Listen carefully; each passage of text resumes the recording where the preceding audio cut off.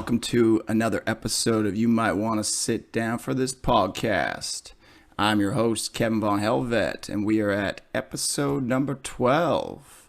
Working our way into the summer, things are opening up. My guest, I'm the host, confused because my last guy, Steve, he felt like he was hosting it, which was a good time. But I got another good buddy named Marc Swiednicki, also known as the Viking Chef.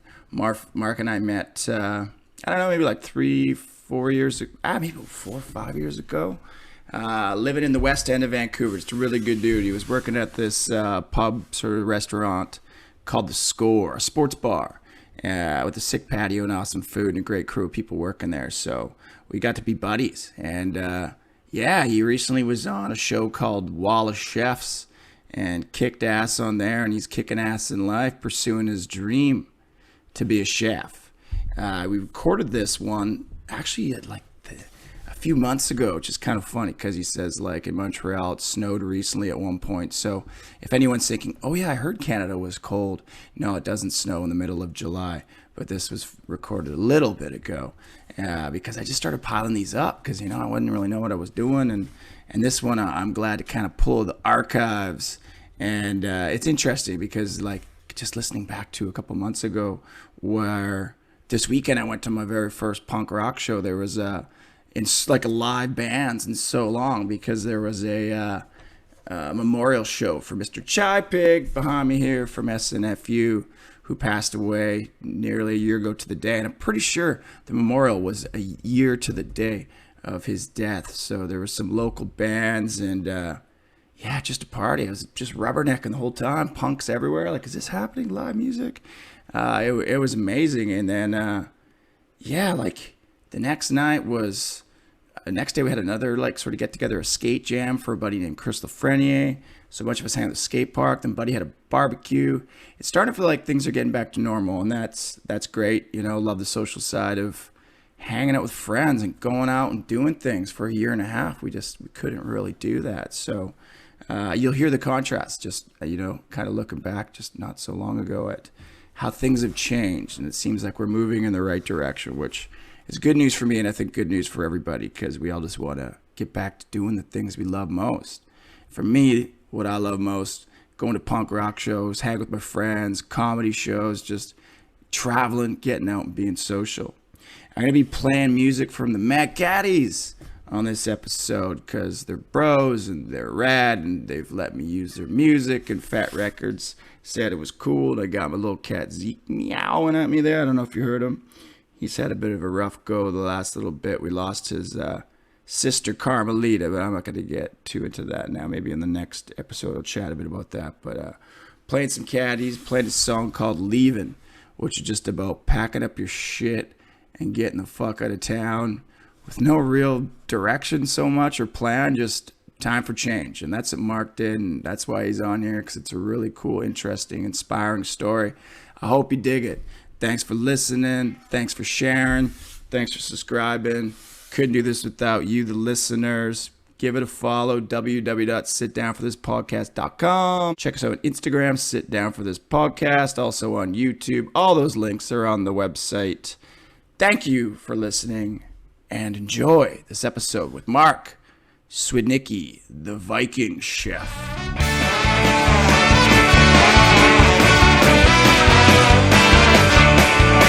Well, the first time that I went out on my own, I was a young man, almost 17, right down to the day. Well, I packed up all my things, grabbed my bag and kissed my mother, and I told her that I'd be someday.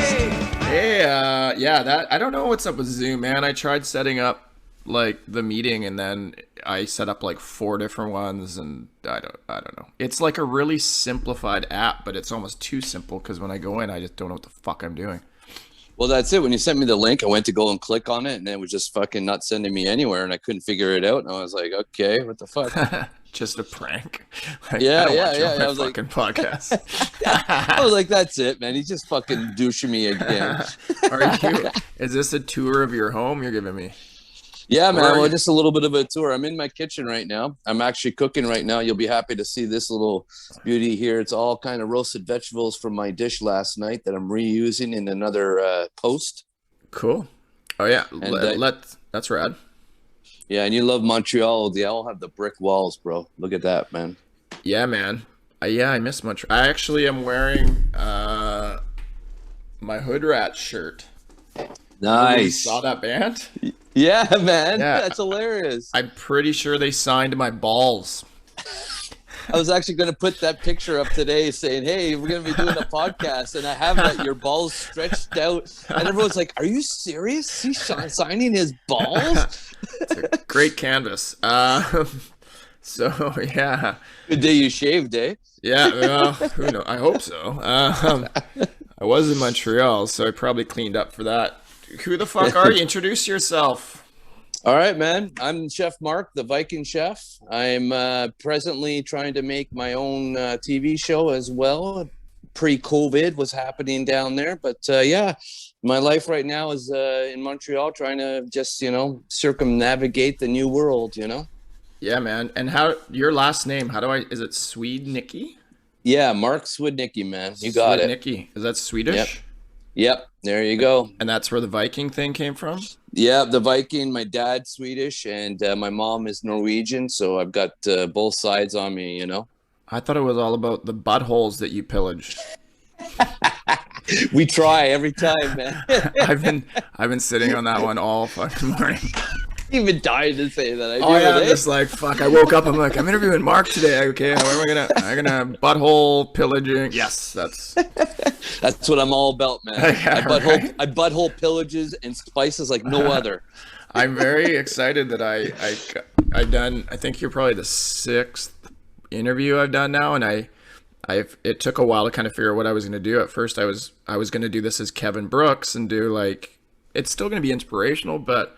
I got picked up by a comedy network, which is nice. So comedy here often. I honestly was just reaching out to Dan, who's a buddy, who's a comedian, to be like, I was asking him what kind of fucking camera I should get. He's like, oh, do you want to join the network? And I'm like, what network? Oh, yeah, dude. Okay.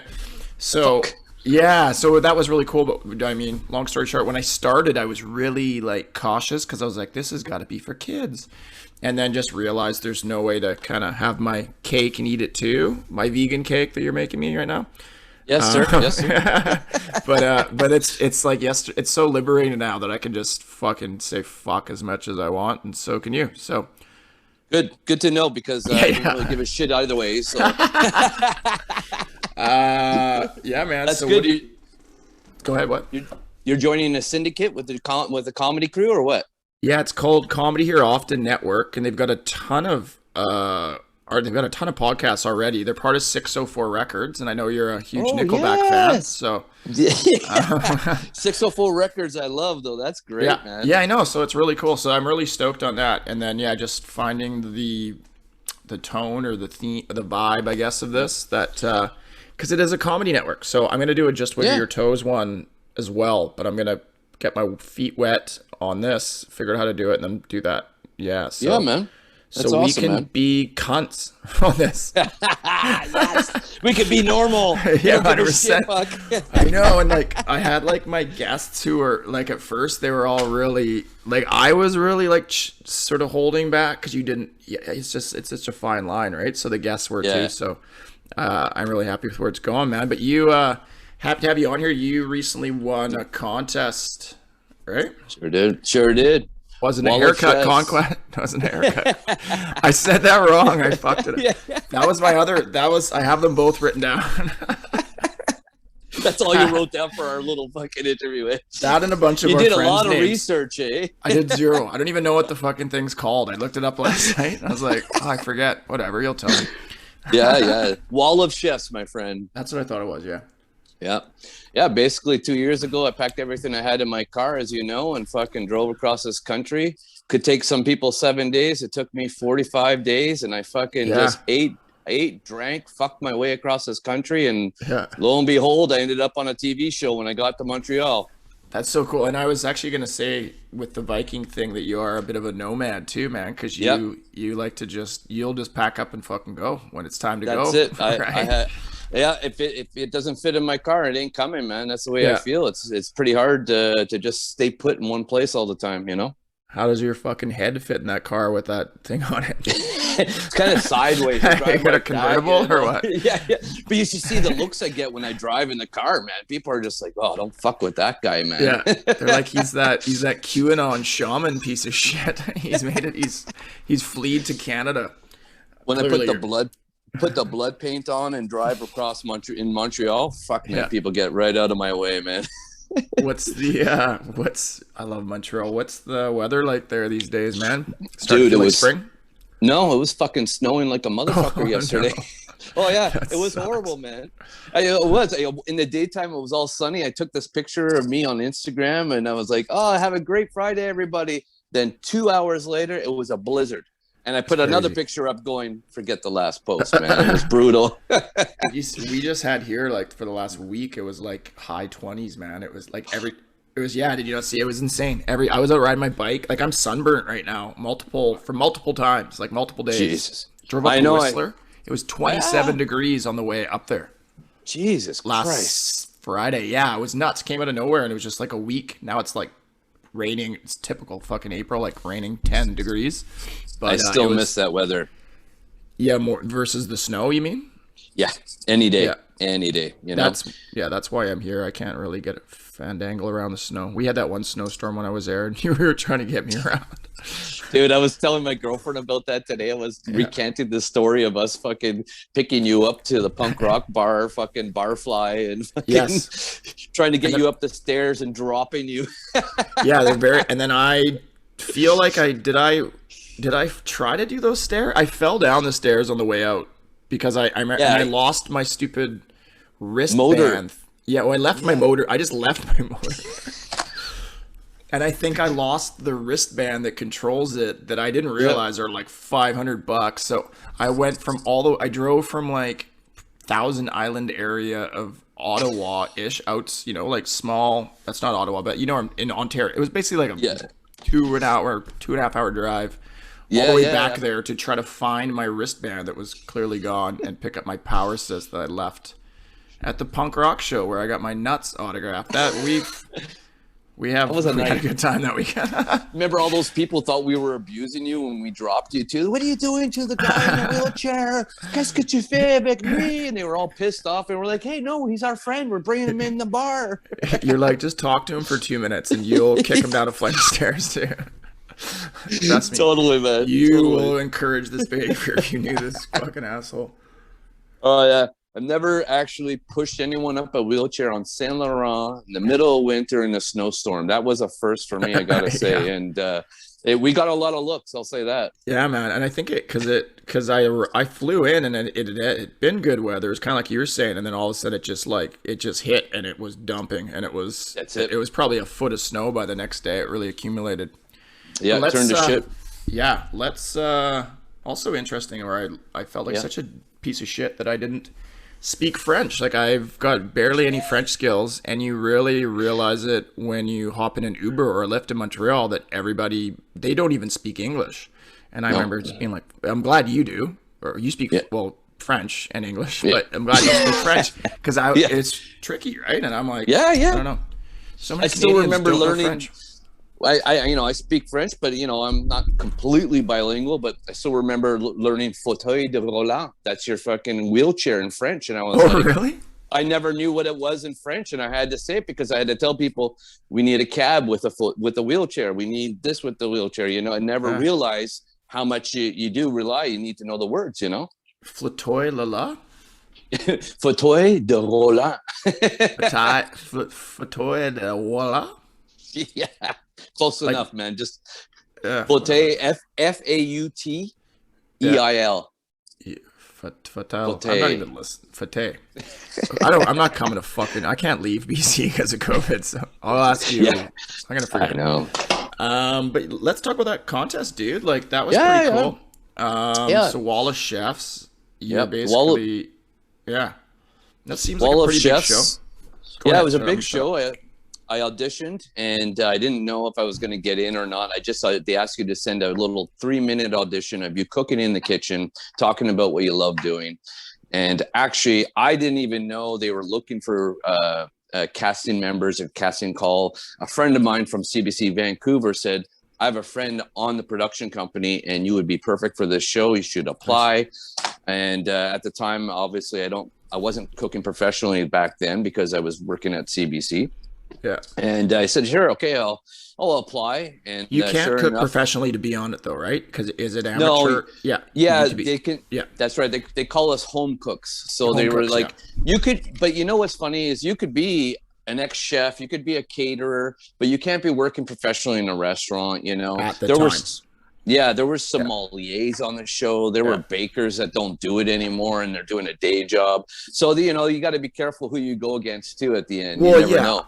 I mean, I love cooking, and I'm good. I can make good food and sort of stuff. I guess not like the most basic, but it's not advanced. But I look at what you're making; it's pretty fucking fancy. And the people on the show you were going against, I would be completely out of my league. Like those are, and not again, whatever. I'm a basic cook, but you got to have some skills to go on that. And then obviously to win it, you did great, man. Like that was really cool. Yeah, thanks, man. And, it's pretty intense, and like I gotta say, you didn't know going there what you were up against. They flew me out the day before. I got put in a hotel room, secrecy. I can't go anywhere. I can't tell anybody why I'm there. The car picks you up at 4:30 in the morning, and they drive you to the set, which ironically was in Toronto at the CBC studio I built 20 years ago. I'm actually going to be cooking in the studio that I wired as a technician back in the day. And cool. So you had like a little. Do you feel like that was a good luck sign or something? I did right away. Yeah. Right away when they brought me in. Pretty random, right? Toronto's a big city of all the buildings. Yeah. Yeah, and like I say, they bring you here, and they're at 4:30 a.m. They bring you into the arena, as they call it, and they say, this is going to be your station. This is where you're going to cook today. And basically, I didn't even know who I was cooking for at that point. And it turns out I ended up cooking for some of the biggest chefs in all North America, even in the world. 12 of my biggest peers and judges that I would never thought in a million years I'd be serving them food. They were eating my food. Yeah, I've watched it a couple times because it just aired again recently. Yes. And I recorded it the first time and watched it twice because I was stoked. It was pretty cool. Like like it's fun watching those shows. Like there's a contest involved. It's 1 hour, right? So it's kind of like you don't have to invest a ton in it, which I kind of like. That's right. It's not like the fucking Bachelor or something like that. This is the second podcast I've referenced the Bachelor. I'm totally fucking. You secretly like the Bachelor. I watch it for the chicks. And the cocks. No, but like, it's 1 hour you invest in it, and it's like you're going to pick someone you're cheering for regardless, but when it's your bro and then you fucking win, I was fucking excited, man. I was like, it was so rad. It was intense, like I say, 4:30 in the morning, and we were there till 12:30 at night, and that's when I was announced the winner. We didn't have many breaks. It was all day shooting, all in one day. It was intense. The time is just like you see. You have 30 minutes to make a dish, and we're not professionals in the restaurant. It's tough. You've cooked in a restaurant though, right? Yes, I did. So I went to the Cordon Bleu cooking school when I was a punk, 19 years old, just to go and get my papers. I didn't want to cook for these fucking pompous asses, you know, and all these rich people. I took those skills and I honed my own shit. But then I had that motorcycle accident that left me disabled on the right leg as well, and that didn't let me continue cooking in the kitchen again. So I left it for a long time, and 25 years later, here I came back to it and realized I have something good. It's cool, man. You're an inspiration because you're an old fart. And Fuck, I'm gonna be 50 this fucking July 9th, bro. I know, man. But you look so good, and you're still like, you're not like, 50's young these days, of course, right? Like I'm not too far behind you, but I don't feel it. Like, and I know me. I'm still starting. I'm 42 and a bit, and I'm still starting new shit. Like I have no intention, like retirement. Like I'm gonna just do stuff that I love fucking doing. That's it. Like you love cooking. It's not like you'd rather keep doing that than retire and sit at home. Like what's retirement? I'll never do nothing. Yeah, I'll never just sit there, man. Very lucky because there's not a lot of. I guess some of the people I have on the show for sure because I've been doing a lot of sort of entertainment. You there? Yeah. Yeah. So we're fortunate to have that. Whereas I have a dad who worked at like a gravel pit and drove in there every single day. And since he was 17 and he retired at 65, like, Wow. he did his job. He fucking hated his job sometimes. Like, he definitely, there was days Yeah. sure he didn't want to sit in traffic every day to do it. But that's just what you do to pay the bills, right? So lucky when anybody can find a career that they enjoy. That's it. And at our age, you got to reinvent yourself. You start looking at things a little more and understanding that, what's important to me. I want to get back into this, and I have something that obviously people see, and I inspire other people with my food. And I just want to cook for the world, and I want to hang out with people. That's the biggest thing, Yeah, man, you got a good shtick going too, like the Viking thing and just all the tattoos and your punk rock guy. Like, it's easy to get behind. Like when you were on Wall of Chefs, like, cause I posted that you won, I think, on my social media. Stoked for you. Yeah, and it was like my best friend's mom's like, "Way to go! Spoiler alert! Hadn't watched that yet." You know what I mean? but you're a lovable dude, because like people that were watching and cheering for you before there was any connection between us, So yeah, man, like the food, your presentation stuff looks cool. You've been doing, from what I see with social media, you got a good hook on just like marketing yourself. And yeah, man, I am. I'm taking advantage of this newfound fame, inspiration and fame that people are saying, dude, keep going. It's momentum, right? Yeah, well, back to the Wall of Chefs. They're doing a season 2, and after season 2, there's been rumors, and I hope they're right, but they're looking to have all the winners of season 1 and 2 go against each other in a showdown as well. I could have sworn, man, I just saw oh no, it was some other, because there's a lot of shows. There's a lot of cooking shows. I thought it was the same one, because I seen there's another cooking contest show. I can't remember what it's called. But they're doing that where they're having all the winners go against. That's Master Chef Master Chef Canada. Okay, cool. Yep, that's another show. Eventually, I might go on, but I kind of it's not a bad show, but it's a lot of product placement, as we call, and I don't like that. Yeah, man. I've never watched it, to be honest. I never watched the other one until you were on it. But once I can tell you 2 other shows I'm hoping to go on. I've auditioned for them right now as we speak, so I can talk about it. Bachelor, I hope so. I want to cheer for you on The Bachelor. Oh, dude, I'd win that, eh? I'd get all the likes. Yes, for sure. But yeah, I want to do Fire Masters on the Food Network Canada, and also Chop Canada. Those are my other 2 shows. I just put videos together, and hopefully they'll have me on that show. And I just don't want to stop. I just want to keep cooking, get on these competitions. I realize that I do very well under pressure. I love not knowing what I'm making. I walk in there, they reveal the ingredients. That part seemed fucking crazy. Like that to me would be fucked, because you're just like, I don't know. There, you got to come up with it on the spot, and you have a clock running too. That's right. You have, 35 minutes, 45 minutes, but that's where I thrive. I realized I didn't think I had that in me, but dude, I'll come to your house next time and you open your cupboard. I'll make you something. That's what I love to do, and not planned and not anything preconceived. It's just sort of like, okay, give me what you got. Yeah. What I was wondering, because they do show, because they kind of go like, there's one round in there where you have like one of the chefs basically goes, these are 3 ingredients, right? And you have to, and you have to use those ingredients, but then you have like pretty much a pantry and a refrigerator of, was there a pretty rad selection of stuff you had to choose? Like, was just like everything? Everything you could ever imagine, like, so was the hardest thing like narrowing it down, because you're like, oh, I can fucking make that, I can make that, I can make that, like, dude, there were gold flakes, there's caviar, there's all kinds of stupid shit you could throw in there, but I'm like, oh my god, like, I don't want to be that guy that goes and uses it just because, right? It's like it's gotta complement the dish. But they had everything you can imagine.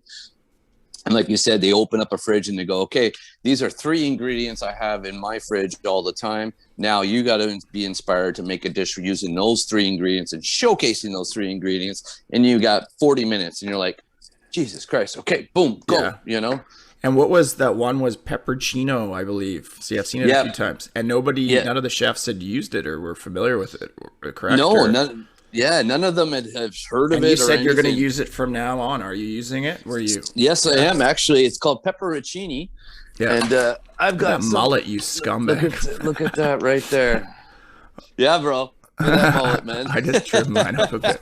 I got one too. So what did those look like? Dried chili peppers. Yeah, they're dried Pretty much what chili it is? peppers. In the show, they were pickled and brined, so they Oh, were a okay. little bit different. But It was like kind of like they're an oil or something in there too. It looked like. exactly. So I used the oil, toss it in the potatoes. I used it in the sauce for the lamb. I didn't win that round, but I still advanced to the final round because of that. So I got to say it was pretty intense doing that. You had tough competition. I loved that the old guy was Yeah, lovable. Bill. Man. Bill was Bill rad. Medic, dude, he's Like great. he's He's just he's a goalie in hockey too in Alberta, in Edmonton, Alberta. The guy is like a goalie and a sommelier, so What's he a knows sommelier, man? He knows all his wines. He's a wine connoisseur, and he I'm worked such in an a idiot. restaurant. When you said it earlier, I thought like it was somebody from Somalia. That's what I thought. I mean, I did. It works. But you know what? I was like, why is he saying like we have everyone on here? We have fucking pastry chefs, we have this, and we have Somalians. I'm like, well, why wouldn't you, you fucking racist Viking piece of shit? I just let it slide. I was gonna edit it out. Yeah. Sommelier is a wine connoisseur.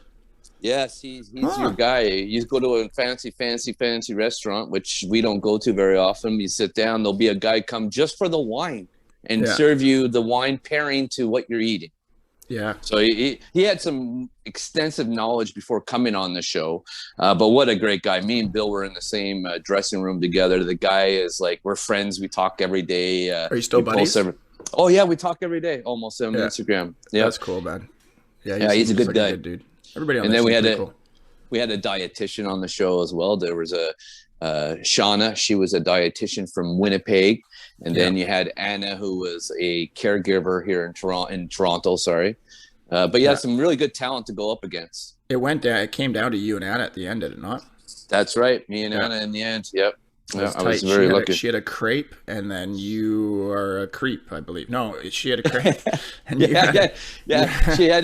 She had a traditional Filipino crepe that she had made from her childhood, I guess, and her family and her mom had done. Yeah. And I did a roasted vegetable lasagna style. That thing was fucking intense, man. Like because that was really creative and original, and I was like, have you made that before? Had you made that before? No, I had never made that before. Because that's ballsy as fuck, man. Because that thing is that was a weird. I don't know. I need a better word. It was very unique and original. Yeah. But that was a gamble to fucking go for that, especially if you never made it before. Well, the fact that chef Fasin or Ken from Montreal, she's Turkish and she does a lot of vegetarian dishes. She really is an expert at that. And the fact that challenge for me being the biggest fucking meat eater that had to do a vegetarian dish. And she said, and she said, make the vegetables shine. And right there and then I knew, I was like, vegetables. I'm not putting any meat in there. I'm going to make a stacked vegetable lasagna with all those vegetables, and that's going to be just the way to go. Yeah, because you didn't even put noodles in it, did you? You did no. Yeah.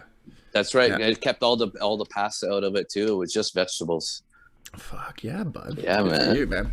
Yeah. I mean, and I imagine it was $10,000. That was probably a 10. There, like just aside from the fact that you won it and feeling proud to do that and having that. Sort of, what the fucking word? Well, you have that on your resume.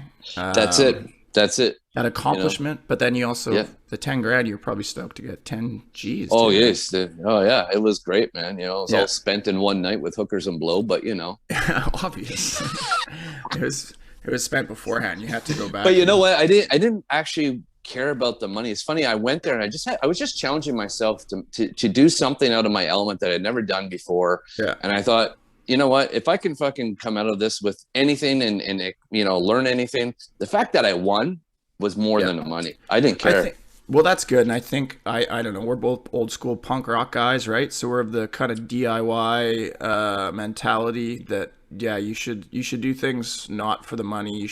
But if the money comes, sweet. But I'll take it. Most pure, awesome creations are going to come when it's not, there's no money sort of involved in the inspiration. The inspiration is just the love of doing it.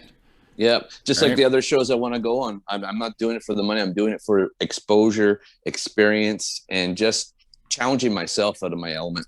Who are you going to expose yourself to? The Bachelor girls. Perfect.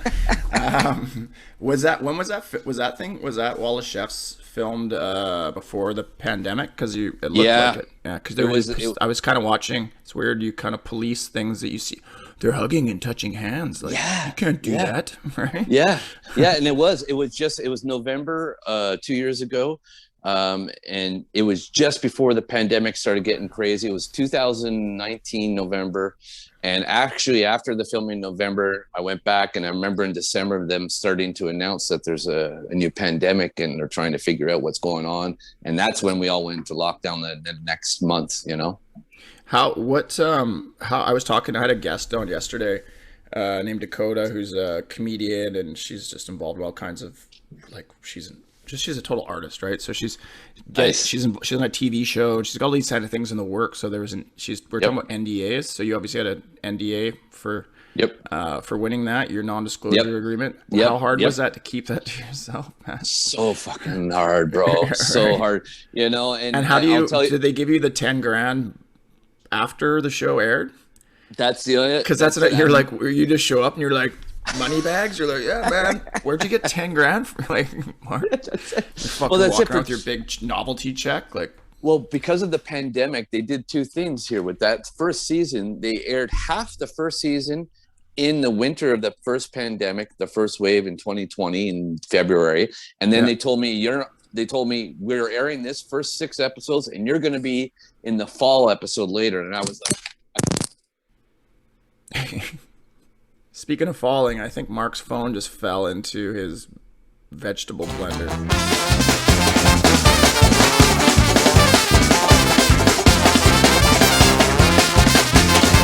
There. Hey. Oh, now you're not on speaker too. Hey. Oh wait, hold on.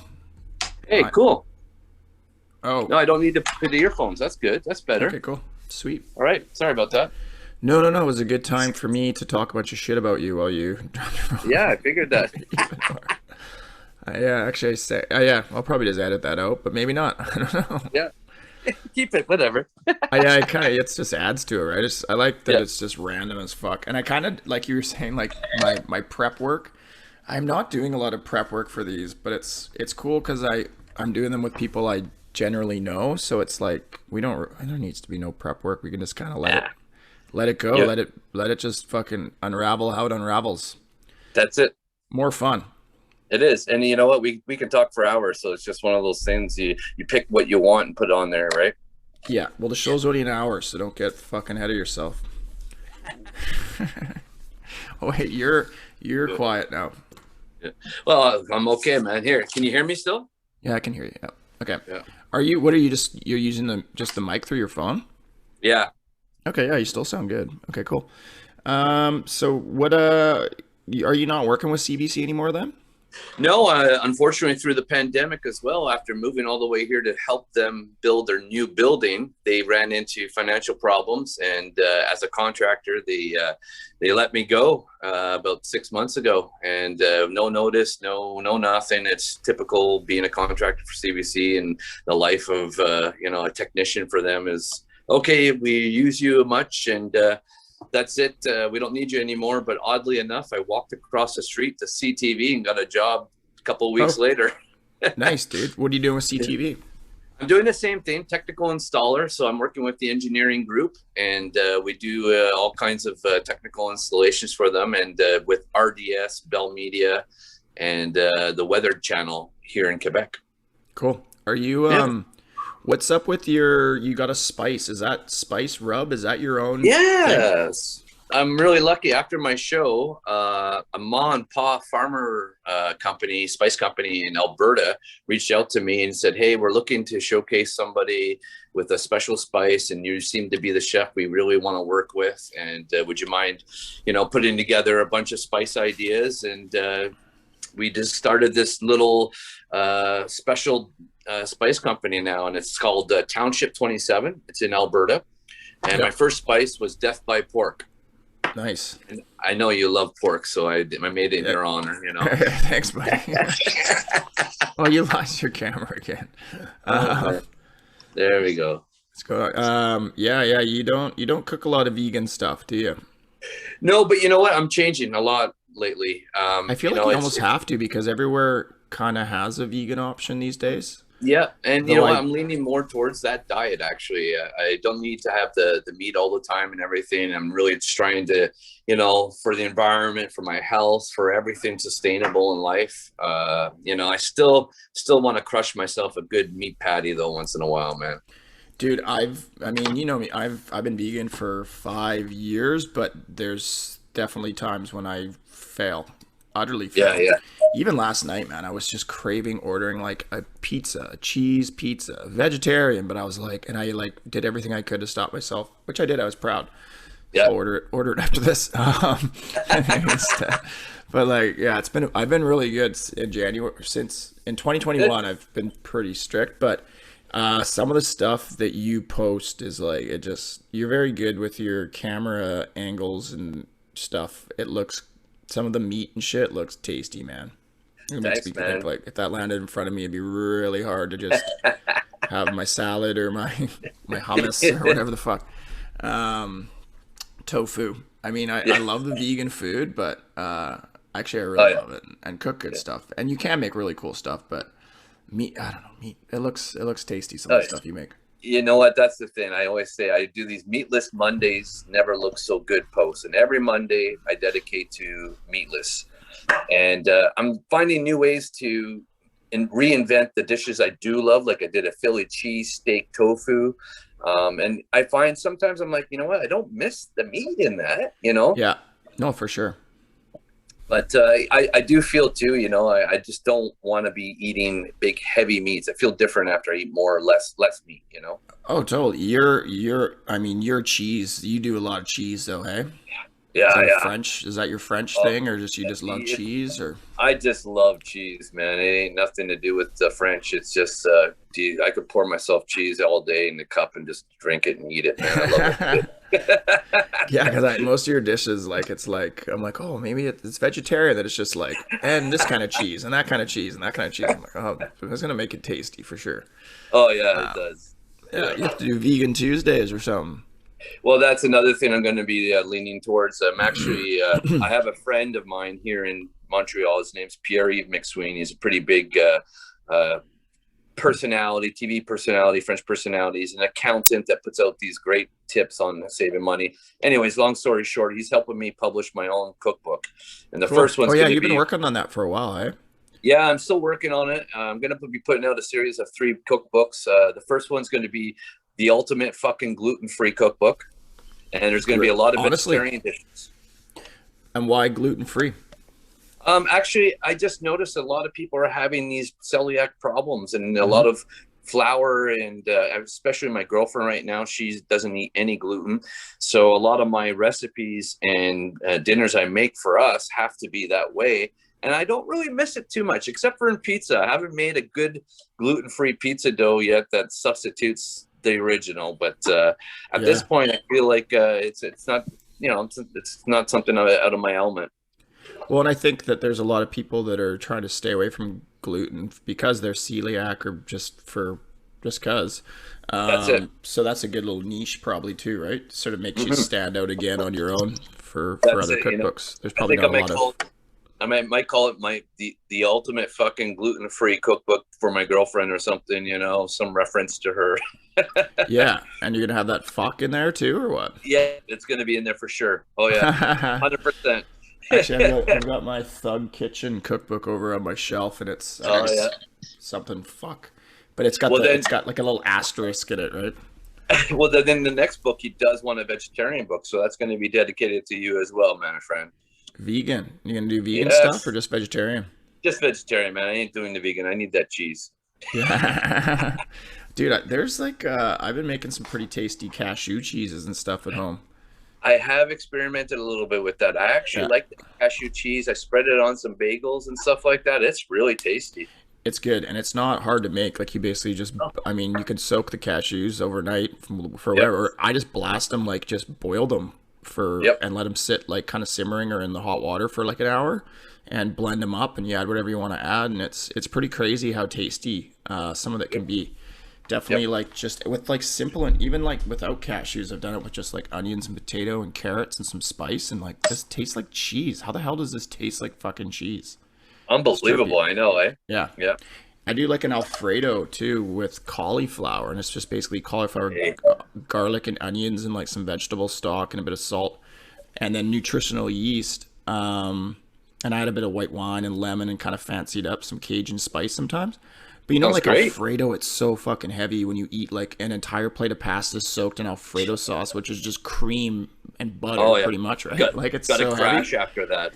Yeah, and like you eat the cauliflower, like the sauce is just cauliflower. That's the base. So you like which is just pretty much water, I think. Pretty much. You know? Yeah, so it's like you finish and you feel so good. That's the whole thing about like eating like that too. I notice a difference. I feel lighter. I feel less heavy, way down. You know, it does make a difference. I've been doing General Tao chicken dish with cauliflower now, and it's changed my mind. I will never eat General Tao chicken again. Always cauliflower. I do that with tofu, and it's really good. Just a recipe I pulled off the internet. I haven't quite mastered the. I want to get like an air fryer, just pretty much just to be able to do the cauliflower wings. Because every time I've tried to bread them and do them myself, they don't really work out so well. And I don't have a deep fryer, but I just something about me. I mean, I'll go out and piss away. I can piss away money on the stupidest of things, but I just can't dump an entire bottle of cooking oil into a pot and for one dish. Yeah, man, and I just don't want all that oil. Like when you do it, when you think about like when you go out and eat hot wings and stuff, they just show up on your plate. But it's pretty disgusting. Like deep frying is pretty gross. It's just absorbing all that fat. You can bake them too. Yeah, whenever I bake them, they don't. I don't know. They're kind of like soggy. They don't. They're not crunchy on the outside. It's never the. I don't know. I haven't tried it like a ton of times, but yeah, for the air fryer, do you have one of those? Or are you more like old school? Like I do my own shit. I don't fucking cheat with air fryers and. I don't do the air fryer yet. I mean, maybe somebody in air fryer world send me one. I'll try it, but I have a huge air fryer fucking audience. Actually. I'm still old school. I deep fry shit, and like you say, I actually keep my oil. I strain it, I filter it, I store it, and then I reuse it again. So. Oh, I never even thought of that. So what do you just put it in like a mason jar or something after? Like you actually take coffee filters, you strain it through a coffee filter and a chinois strainer. Yeah. Okay, really fine. And then you get all the particles out, and it actually almost comes out just as clean. And then you store it in a dark area so it doesn't get any acidic or into it. And then you can reuse it probably about a month later. That's about the max I go. You don't have to wait a month, but you can wait up to a month. No, I'm just saying it'll last about a month after. How many times can you use it? Can you keep using it over and over and over? I've done it 2 or 3 times and add some fresh stuff to it each time, just because it obviously goes down. But then after that, that's when you start tasting. Okay, I taste that. That cauliflower I did 3 weeks ago. Yeah, whatever you made last, but the straining kind of takes some of that stuff out of it, hey? That's right, exactly. Interesting. Well, I see after winning 10 grand, you're still drinking Pabst Blue Ribbons. Good for you. I have a picture of you laying on a floor somewhere, surrounded in those, I believe. I know, you got to post that after. Tune into this podcast with this guy. I'm going to put the one with the dick signing, the ball signing. Send it. What I'm actually doing with these, what I've done, I've only edited one video, and I haven't. Okay. We haven't got the. I'm waiting. Chuck for Mad Caddies is actually doing my theme song. Okay, cool. So I'm getting that hopefully this week.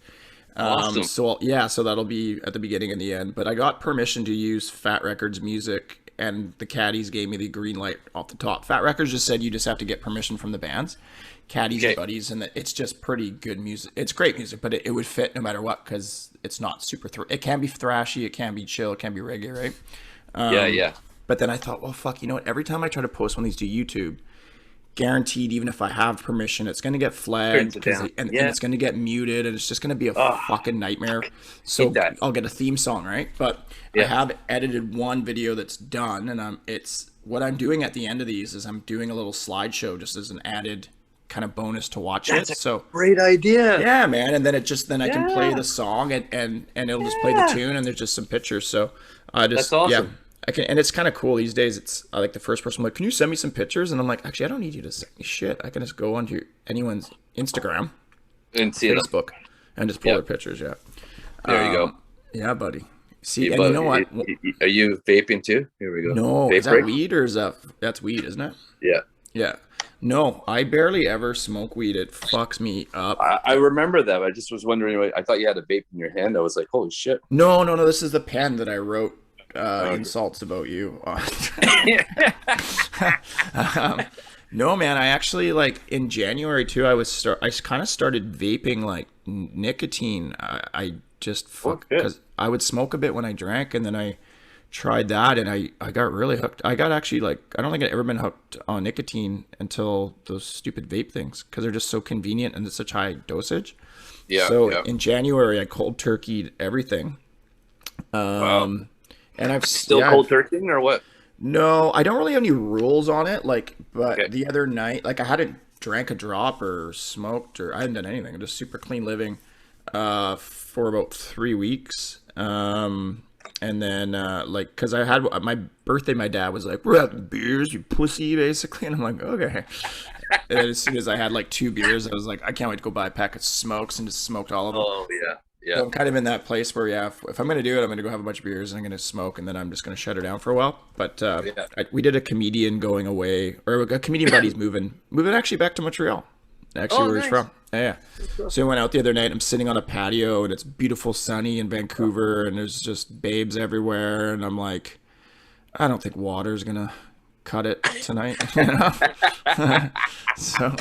So I ended up getting a designated driver to drive my truck home. Yeah. Oh, yeah.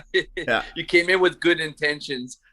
I'll bring my truck, and that way I won't drink if I have my truck, and that fucking went out the window. I drank a Gatorade and brought a big water bottle with me and was planning 100%. And I ended up I know the feeling, man. Yeah, I got like 2 hours of parking, which I ended up forgetting about and getting a parking ticket. Like just classic. Back couple beers, and I got a parking ticket, and I'm getting some bozo to drive my vehicle home. And Or the school. No, we went to You're kind of breaking. Oh, you're good.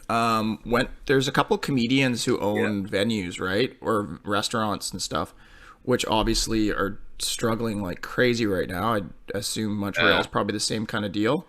Yeah, totally. So yeah, one of them's called Side Hustle Sandwiches. Dude's name's Alex Sparling and Devin Alexander, a couple just local comedians. And I think they got another partner or two. So we started there on their patio, and then they were closing early. And then there's a place called Wallflower. This is like Main and 8th area of Vancouver. Okay, yeah, I know the area. Yeah, so then, and Wallflower was across the street, and I just figured, you know what, we can start at Side Hustle, bounce over to Wallflower, and we're supporting 2 friends who are struggling right now. So never made it downtown to the old hood where we grew up, which is actually notes I put on here, because that's where we met. Yeah. We met in the West End. Yeah, that's right. Yeah, that's what I was wondering if you made it down there. I was wondering how they're all surviving down there through all this shit, you know. It's just, it's not the same. And like you say about comedians and stuff like that. I don't know if you know my buddy Derek Segway. Oh, dude, Derek's, I don't know him, but he's fucking hilarious, man. We grew up together in high school. No way. We went to high school together. And now since I've been back, it's so funny. We keep joking about he's doing all these home renovations and pandemic Derek Segway shows. And he's reinventing himself too online and trying to get together with other comedians and do shows. And just interesting to see everybody change their ways, you know? Yeah, no live shows. A lot of us had to adapt for sure, and that's what this was for me. This was like a pivot, and I actually got a government grant to go like, okay, I got to figure something else to do, which was really cool. So they helped me get all this equipment and stuff. That's awesome. Chai pig art behind me and stuff like that. I was gonna ask you about that. What the fuck is that, eh? Yeah, man, it's SNFU singer Chai. My buddy painted it. I recognize that. I was like, that's awesome, man. Yeah, man. You have some stuff signed by him too, right? Oh, I got so much shit like those. Yeah, you got slit. What I can do that. You can, those 2 pictures there, those are actually ones he did. And then there's a few more of them. I got one actually behind here too. I don't know, man. I got a lot of cool stuff. I got this tattoo he fucking drew.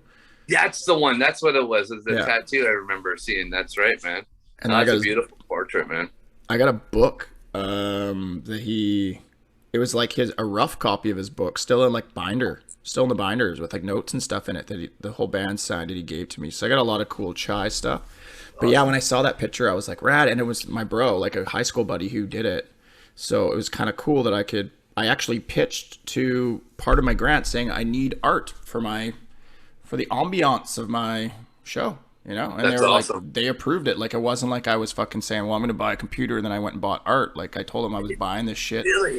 In the proposal, awesome. It got approved, and then I was able to go and like support buddies by, so that paid him a bit, and the guy's doing my website for the podcast as a bro and just had a kid, so that'll throw him a few bucks. Everybody's and spreading it around, man. I'm like, I'm a real hero. That's what I'm trying to get at here.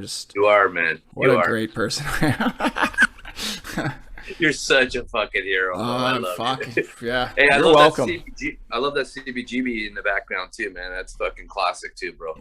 Yeah, man. I got that at John Varvatos actually in New York City, which they took over the old CBGB. So I wanted to do the punk rock Lower East Side Bowery tour, and ended up in there, and they were selling those in there. So got that, and I punched a bit of the wall too, and I came home with a couple pieces of gyprock from inside just for memorabilia sakes. Dude, that's fucking rad. Actually, I fucking have it right here. You got a piece of the wall? Are you serious? Yeah. That's from CBD. Oh, man. That's it's awesome. Not crack. Man. I promise it's not crack. It wouldn't have lasted so long if it was crack. That's awesome, man. Yeah, man. But yeah, we met in the West End, and fucking just, that was a pretty cool time. We met at the Capitol for the first time, or was it the Score? I was trying to think about that the other day. I don't know, because you were working the Score, and I just remember you were always at the door, and just always were cool to me, and kind of I got a bit of preferential. It was the Score. I became a regular that you guys let me. I didn't have to wait in line a whole lot there. You were very kind to me in there. That's right. What happens when you go somewhere 2 times a day every day for 4 months, I guess. Yeah, I got to know you after a while, man. That was awesome, man. But it was, I think, like, that's why I wrote down some of it, just like, that was a really cool time, and I've been back there a few times since, and obviously the pandemic, it doesn't feel the same, because that was just everybody just got together from where, it was just a big group of people from all over Canada and the world even. People like Jenny, like French Jenny, and there was like people from all over. Yeah, and I know. We were like, very different backgrounds and things we were into. I mean, me and you were punk rock, but definitely there was a little bit of everything. And it's the West End, so there's there's interesting people flock to there, and it's never somewhere I would have really thought that I would love as much as I loved. You know what? It turned into this like really neat little misfit village, where everybody kind of fit in and nobody got judged, and you just be yourself, and if you love everybody and respect everybody, we all have fun, like that was a really special time, I think, for me anyways. And that's how I feel. Like, how long, because I don't know how long you were there before I showed up. I was only there for like 4 or 5 months, I think. But I came in at a time where almost every time I went out, I met a new friend or 2 new friends, and it's 3 or 4 years later, and I'm still really good buddies with a lot of them. Like yourself and Adam and Liam and Megan and Maggie and Wilson and look at all our friends, what they're doing now. Adam's doing great. Liam's in the island living his dream. He's a Sasquatch diving now, I think. No, he looked like a Sasquatch in the woods. And also like some kind of weird Aquaman going diving all the time. Yeah, man. And then Adam Glover, I see him with Sterling all the time on my feed. They can hang out once in a while biking or something. Yeah, they're riding bikes. And I know I don't try to get. You should go riding with them too. That's the plan. Right now, like my hand cycle that I own it couldn't that really. That looks cool. Well, the one I own is like a street chill kind of cruiser. It's more for like a seawall or whatever. Those trails, it's that it wouldn't work. But the one up in Whistler that I rent, that downhill one, that definitely will connect when Whistler opens again, and. I'll have to really get some good sponsor dollars somehow through this, because those things are about $15,000. Jesus Christ! Yeah, man, it's like a new vehicle. So it'll be a little while before I can get one of those, but once I can, for sure, it'll be rad. Because I'm digging. When I come back there, actually, that's one of my things I'd like to do, man. When I come back to visit my daughter, on my way back out, I'm going to spend a couple days back in Vancouver. Obviously when shit changes in COVID world, but I'd like to go up to the mountain with you actually and go riding up there myself, man. I'll rent a bike ride too. Yeah, my sister and brother-in-law live there, so they could even probably might even have a bike for you or something like that. But we could all go That'd get be nice. the old gang back together with Adam and Sterling and all go Oh, up there. It'd be cool. that'd And be just fun, stay man. for a night or two and just hang out around Whistler. And it's gonna be nice when we can do that shit again. It's a bummer that right now you can't. Speaking of which, vaccine, you doing the vaccine or not? I'm going to ask you. Yeah, man, I'm going to. Yeah. I'm not in a Okay. huge. I actually I've gone online and I've registered and all that stuff. Um, I don't get a lot of exposure to anybody, so I don't feel like I'm really high risk, that I'm Yeah, yeah, really in a rush to do it. yeah. But as soon as it's available and I can do it, I'm gonna go do it just because I think that's probably what we should do. I don't know. The right thing to do. Yeah, I have no problem with that. So I was asking your opinion personally. I'm going to do it too. I want to come to Vancouver, see my daughter, see my friends. Yeah, and it'd be nice if that opens things up that we can actually do more stuff. And there's also, the fact that if we're all immunized, then it won't be spreading and won't be getting it to other people. It'll hopefully get us back to some level of normalcy. And as much The as herd. yeah, doing the virtual presentations are all right and stuff, but I miss traveling around and going to schools Oh, and yeah. being able to come to Montreal and hang out with buddies like you and doing that Live stuff. shows. Yeah, man, doing live comedy, going to punk rock shows. Like, Yeah, there's so much dude. stuff. So much I want stuff. to see you that's- live. Yeah, man, you've been a supporter of my shitty comedy from day one, pretty much. So I appreciate Are you that. doing anything like that yourself? If I don't mind me asking, are you doing any comedy online besides joining any groups or anything? I did a Zoom show not long ago. It was all right. I wasn't super stoked to go back. I haven't been writing a ton of new stuff. Like I've got a little Good. bit. I've always taken notes here and there, but I've been more focusing my energy towards doing these, which are I like fun it. because there's comedy in this too. And then Yeah. just making my Strata's life hell, which has proved to be a very good. Dude, I wanted to ask you about that. I have it on my Just list proved- here. I have it on my list too. I did a little list. I was like, okay, what's going on with the Strata? Yeah, that's been a gold mine of comedy. Me fucking with my Strata, who started the fight. So that I've been pumping out content, but it's been more kind of just on my pages and stuff. Did you get approval of those paintings behind you on your wall? They can't say anything about the stuff inside, but yeah, I'm sure they'd come at me any way they could. But as of now, they're just being really, really nice to me, and I could go to the next meeting online and light them up if I wanted to. But I'm like, Oh yeah, dude. You could totally play it, say, oh, you're taking advantage of someone in my, position, and you could totally fucking. I've already done that. Don't do that. Don't Yeah. even fucking pick on it, man. We're gonna No, have the but- Human Rights Commission come here. I've already pulled that card. Obviously, they tried to say my cats were a nuisance because they just go outside and roam around and climb on people's shit and leave dead things on their doorsteps and you need to keep your cats inside. And then I went to the doctor and basically, I didn't quite go. I called the doctor, figured out what I had to do to make them emotional support cats, and then was like, "Are you gonna take a disabled man's only friends his emotional support away? That's gonna look really bad when I report that." And then I never There heard you anything go. again. Yeah. That's hilarious, man. I'm not above using my wheelchair to get shit. Exactly. I could just see them hey, don't make me use this, 100%. I was just surprised they even came at me because they were like, "You have Christmas lights on your back patio," and I was like, "You really want to fuck with me? Don't poke the bear. We're getting along good." Pick your battles, you fuckers. That, and I was like, I'm home. I'm usually this time of year I'm gone, and I wouldn't even have time to deal with that. But I'm at home and I'm kind of Exactly. bored. I'm like, all right, I can sit at home for 3 hours and make flyers and then go around the building for an hour putting them up, just to be a prick. 100%. That's a great day. That's a day well spent, in my opinion. Dude, that's awesome. And especially just because it was getting so much likes. It was bringing so much joy. Oh, yeah. People were yeah. writing me Oh, just yeah. going, "Thanks, man. You made my Dude. day. I hate Strata." It was just I was loving it, man. I was following along, oh my God, I can't believe that. I even show people at my work. I'm like, check this out, man. You ever been in Strata? Montreal people are like, Strata? Nah, not many Yeah. people live in Strata condos here. That's a new thing here, right? And Oh, really?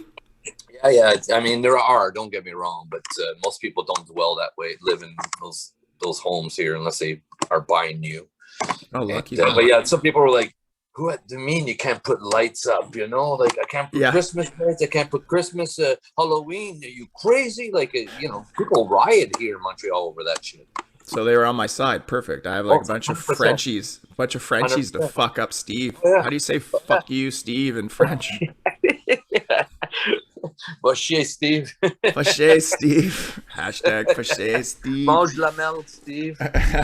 Mange la merde. Remember that? You were yelling that night, man. We were out. You're like, mange la merde. No, I don't. What does it mean?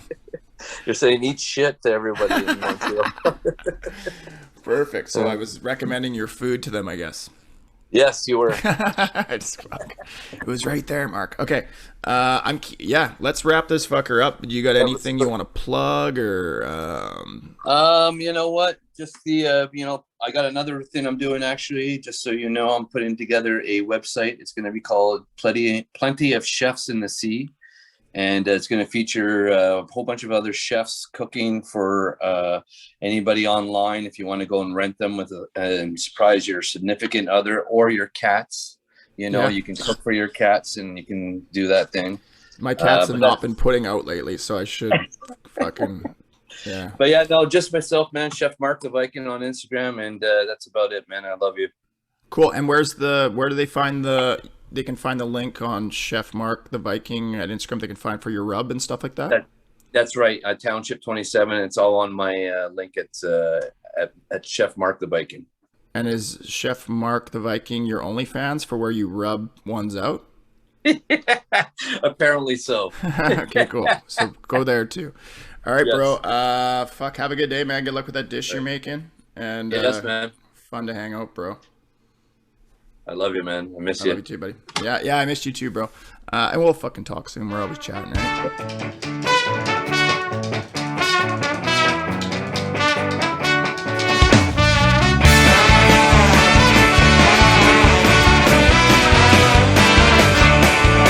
Well, the first time that I went out on my own, I was a young man, almost 17, right down to the day.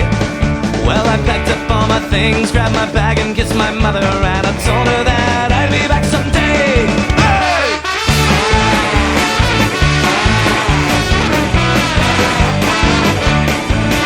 So I jumped into the back of an 18-wheeler headed north, destination didn't even ask. With the wisdom that my father gave me,